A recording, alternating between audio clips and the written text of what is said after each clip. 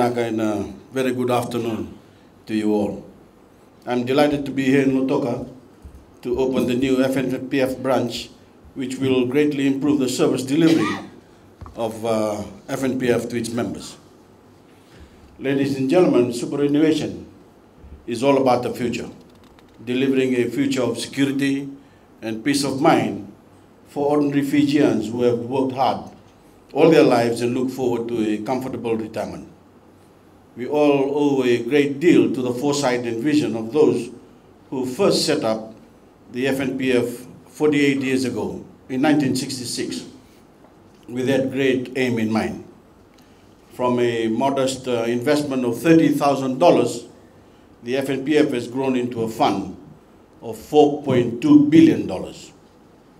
This amount has been built on the hard work of successive members.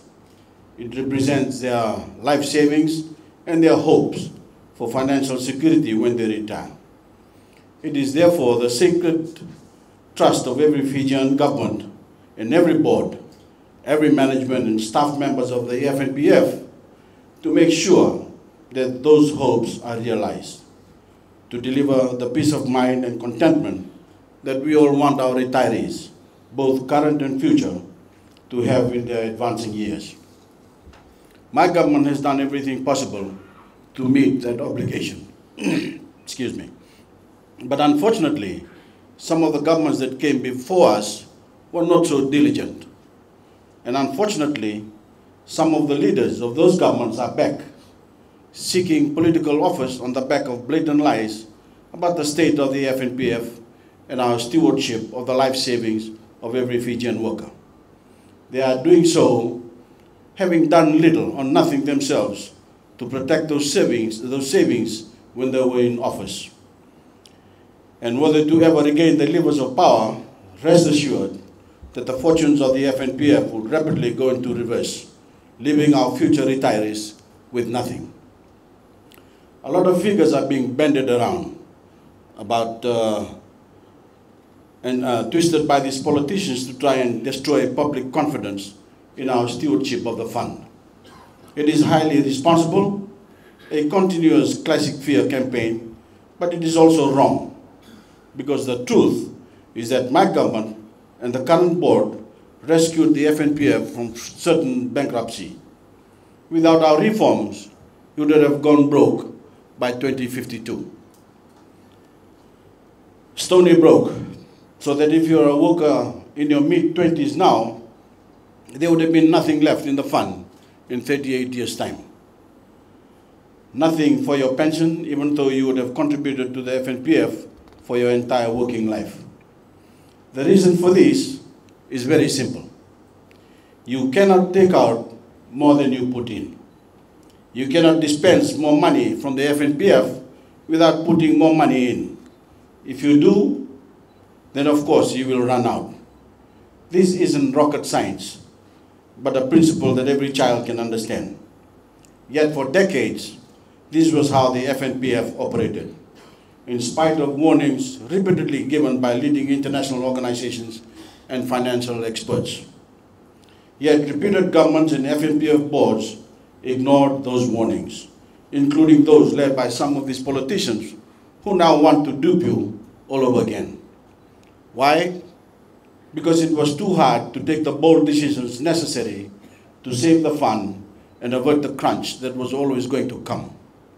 Instead, these politicians did what they always did, keep on raiding the piggy bank to keep an elite group of retirees happy and to safeguard their own interests.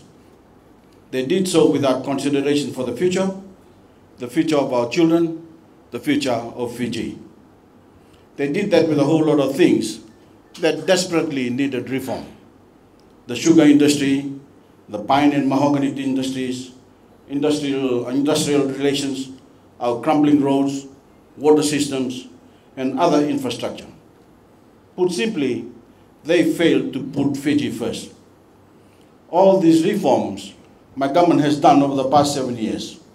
We have arrested the years of neglect, taken the hard but necessary decisions to change the way we do things, and we have put our nation's financial position on a better and more sustainable footing. And that included reforming the FNPF. Yes, a small group of FNPF members have had to make adjustments, but an adjustment necessary to ensure that our pension scheme, which like all pension scheme is based on sharing risk, became sustainable, fair, and just for all members of FNPF, not the select few. When you hear some of the lies that are being told and the false promises being made, I want every Fijian to remember this. The reform program is working. We have not only reversed the downward spiral, but achieved a remarkable turnaround. Indeed, these reforms have been acknowledged, with the FNPF winning a major international award from the global superannuation industry. The FNPF's financial position is now strong and sound, and the proof of that is in the audited financial results for 2013, a net surplus of $293 million. That's a 21% improvement in underlying performance. That means the savings of ordinary Fijians are secure. That means the 300,000 FNPF members who are yet to retire can be confident about their nest eggs and their futures. You'll have heard me say many times that we are building a new and better Fiji. But I take few things more seriously as a Prime Minister than my obligation to do everything. I possibly can to ensure the well-being of all our retirees, present and future.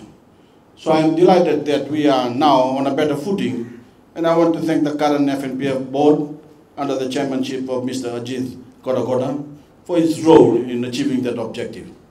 With their commitment, their vision and hard work, we are already reaping the rewards of our reform program. With their constant eye on prudent investments, they are laying the foundations for a more prosperous nation in which every Fijian can benefit. Ladies and gentlemen, these are great days for Fiji as a whole. They promise a better future for every Fijian. It is now with great pleasure that I declare the new Lautoka branch of the FNPF open. Thank you.